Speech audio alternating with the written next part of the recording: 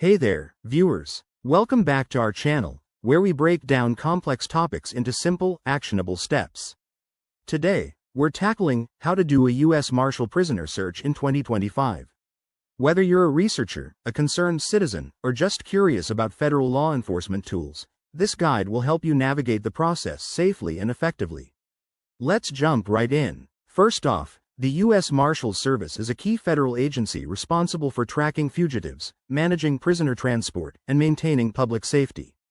In 2025, they've upgraded their online systems for better accessibility and security, making searches more user-friendly but still strictly regulated.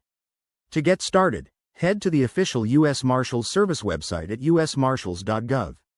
Look for the Fugitive Investigations, or Prisoner Search section. It's usually prominently featured.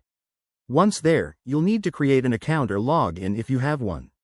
This is for security reasons, so don't skip it. Next, use the search tools provided.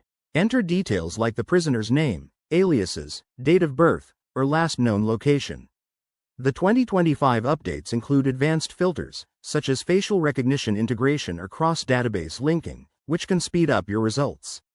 Remember, results might not be instantaneous due to verification processes. A quick word of caution.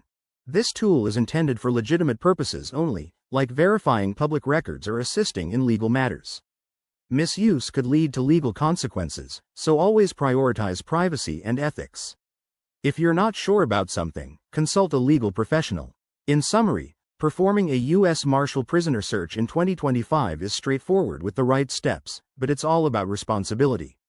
If you found this helpful, hit that like button, subscribe for more guides, and drop a comment below with your thoughts. Thanks for watching, and stay informed.